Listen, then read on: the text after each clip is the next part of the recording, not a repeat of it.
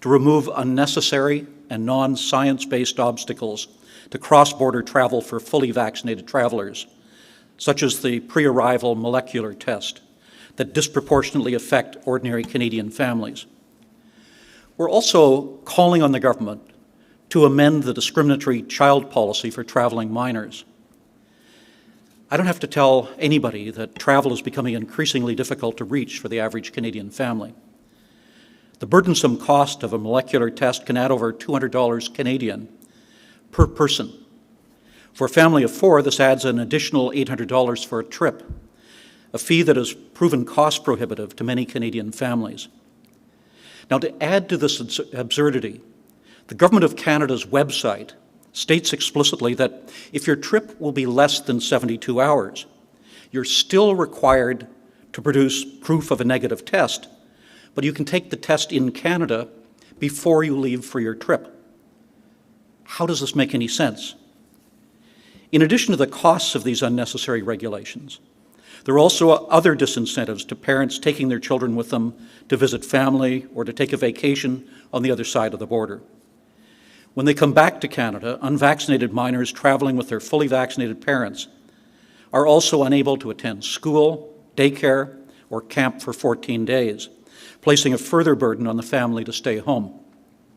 They're also expected to maintain a list of the names and contact information for each person with whom they came into close contact and a list of locations that they visited during this period. Now, until a vaccine for minors under 12 is approved, all children who display no symptoms of COVID should be able to return to school. Many countries have recognized that easing restrictions for unvaccinated children is low risk and therefore exempt unvaccinated children traveling with fully vaccinated adults from quarantine. Just to give you some examples. In France, the measures applicable to vaccinated adults also apply to any minors accompanying them, regardless of whether they're vaccinated. In the United Kingdom, rules for fully vaccinated people also apply to travelers under 18 who reside in the UK or one of the listed countries with approved vaccination programs. France, Portugal, Germany, and the United Kingdom also recognize that requiring pre-departure and arrival tests for vaccinated travelers is redundant, and they've exempted fully vaccinated travelers from testing requirements. Now, although many had travel bookings lined up over the November to December period, the travel and tourism industry is bracing for cancellations, and Canadian families are looking to either cancel or delay long-awaited winter trips and family visits once again. The result is that travel is becoming available increasingly only to business travelers and wealthier families. Now, to get a better sense of just how these policies are hurting Canadian businesses and families, I'll turn it over to our other guests this morning. Thank you, and I'll now hand it over to David. David?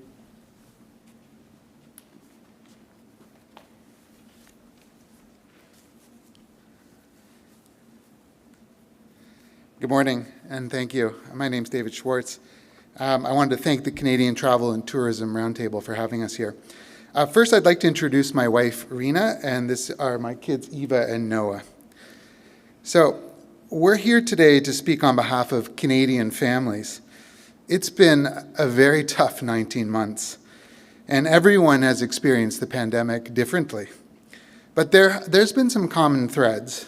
A lot of us have, with families and young children, have virtually schooled. We've been working from home. We're living in our communities, and we're not being able to travel to visit family nor take vacations. We've missed celebrating milestones. You know, for example, my grandmother celebrated her 100th and her 101st birthday throughout this pandemic, and none of us were able to be with her. Today, we can take a breath knowing that Canada has record-setting vaccination rates and low case counts. And finally, we're starting to think a little bit about travel. But we know travel is a luxury and sometimes a necessity to see loved ones. But today, travel is out of reach for my family, and that's probably true for a lot of Canadian families. Recently, my family and I, we've been thinking about traveling to see family in Texas to celebrate my in-laws' 50th wedding anniversary. But having to budget an additional $800 to $1,000 for all of us get a PCR test, that's a significant cost and certainly is giving us pause for thought. But not only that, my 2 kids have to stay home for 2 weeks. This disrupts work from home, household dynamics, incurs additional childcare costs, and to be frank, my kids are done virtually schooling. I understand that the federal government hired a group of experts to recommend health travel policies, and this group did not recommend either approach. There's really a simple fix. Until a vaccine for minors under 12 is approved, children should be able to return to school using testing, not quarantine. We've done everything we could to support the pandemic effort as a family. We got vaccinated, we stayed home, we missed those family milestones. So we're asking the government today to please change the rules so we can begin to get back to a normal life. Thank you very much. I'm going to pass the mic over to Sheila now.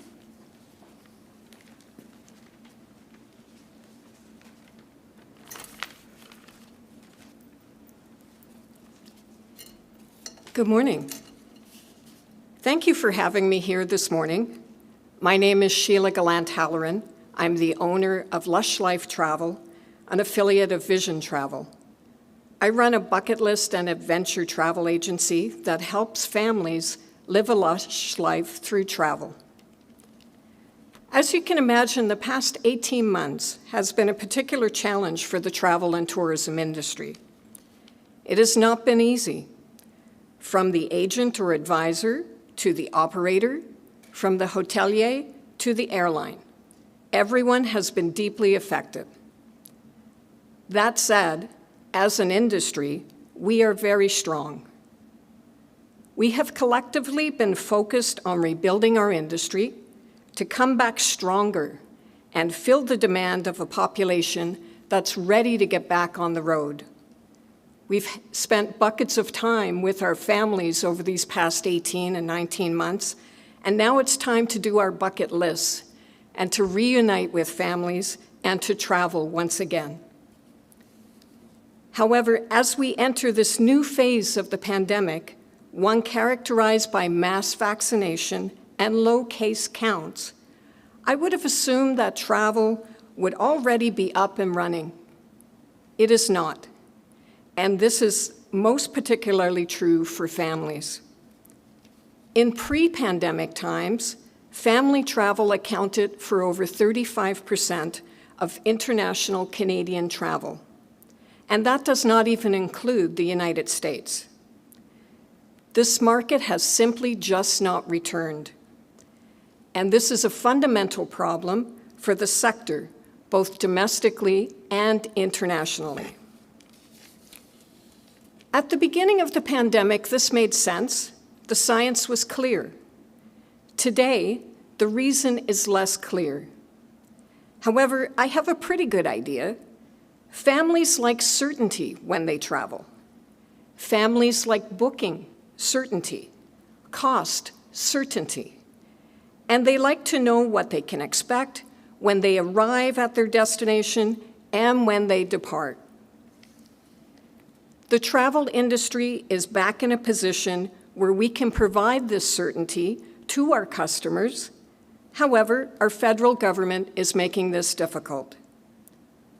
Whether it be the cost-prohibitive pre-departure PCR test to return home, the discriminatory child policy prohibiting grandchildren from visiting down south, or just the unclear messaging, many families are choosing to stay home. The results of these cost-prohibitive measures are reflected in booking rates. Although many have had travel bookings lined up for the November-December period, the travel and tourism industry is bracing for more cancellations. I'm already seeing cancellation after cancellation, and to that end, we need the federal government to intervene. It's time for the rules to keep up with developments in science that will keep families safe while traveling and allowing them to travel. The pandemic, vaccination status, and available science have changed. So too should the response and measures to keep Canadians safe while allowing the travel and tourism industry to reopen again. Thank you. That concludes our prepared remarks. First, before we go to questions on the line, I'll open it up to any questions here from those on the floor. Would anybody like to ask a question? You can join me here at the mic. If you could just start by saying your name and where you're from. Yeah, sure thing. Hi, Stephanie Taylor with the Canadian Press. This question is for Mr. Beattie. I understand the concerns you are raising about the need for Canadians to take a PCR test before coming back to Canada and the cost and everything involved in that. However, science is clear that the Delta variant can still be transmitted even if you are fully vaccinated, and perhaps there's a family or individuals that go down and go to an area where the vaccination rate is really low. They go a little buck wild, and if there's no tests for them to come back to Canada, who's to say there isn't a risk to them returning to this country and perhaps spreading COVID? So, I mean, how can you say that it's fully not science-based when we know the risk is still there? It's irrational, and that's the point that I'm making is that it simply doesn't make sense. Exactly the same criteria that you're talking about could apply for somebody coming down to the market tonight and meeting with people in the market. But we don't require anybody coming out of the market to take a PCR test before being allowed to move along with their lives. Other countries recognize the fact, and the United States is doing this as well, as they change their rules. As of Monday, the United States is changing the rules for admission into the United States by land. They will not be requiring such a test for anybody arriving by land, nor do they require one for people coming by air. They require a rapid test in that case. If the government wants to ensure that they're aware of developments that are taking place elsewhere and that there may be a problem with people coming into Canada, it maintains and should maintain the right to do spot testing. Nobody quarrels with that. It makes sense to be able to do that. But to require every single traveler coming into Canada to take a PCR test makes no sense. It particularly makes no sense when you and I, if we were going out for a trip that was less than 72 hours, could do our test here at the local pharmacy before ever leaving Canada. What would that tell you about what the individual had done while they were away and whether or not they posed a threat? It would simply drive up costs for people traveling without providing any added security at all for Canadians. Specifically, what do you make, and can you elaborate a bit more on the issues you're hearing from people who say maybe want to go down to Minneapolis for a weekend, 48 hours, 72 hours, and there are these testing requirements? And what alternative are you suggesting for perhaps these quite a bit shorter trips than we're talking about, 2 weeks or 3-week vacations? The government has a requirement that, for example, if you're getting on a plane, if you're going down to Minneapolis and getting on a plane to do that, you're going to have to be fully vaccinated to get on the plane, whether you're flying out of Canada or flying within Canada. The critical consideration here is that people be doubly vaccinated. And if somebody coming into Canada can demonstrate that they've been doubly vaccinated, then they meet the criteria for being low risk in Canada. I've been working with government since the outset of the pandemic. We've been focused on how do we keep Canadians safe. I'm a former National Minister of Health and Welfare myself, and I wouldn't be advocating something that would damage the health of Canadians. What's important here, though, is that the government and we have been making the argument that the single best way to reduce the threat is for people to be doubly vaccinated. The government has put this in as a requirement for people crossing the border and for people getting on public transportation here in Canada, and that's where we should put our reliance. The other issue, obviously, is that for people taking those short trips, the concern is the amount of effort that it takes and the amount of money that's involved there. In many instances, business people will simply decide that it's not worth it to jump through all of those hoops to take a short visit down where you're only overnight in the United States. Similarly, when you're looking at tourism coming into Canada, if you were looking at somebody in Buffalo thinking about possibly bringing their family into Niagara-on-the-Lake for a day, a family of 4 would be required to have PCR tests or molecular tests for each of them, and they would be required to have a quarantine plan for Canada established before coming to the border. That's virtually a guarantee that families won't be doing that, and it creates serious damage for our tourism industry. Thank you, Perrin. Are there any other questions here on the floor? With that, I'll turn it over to the operator. Operator, are you there?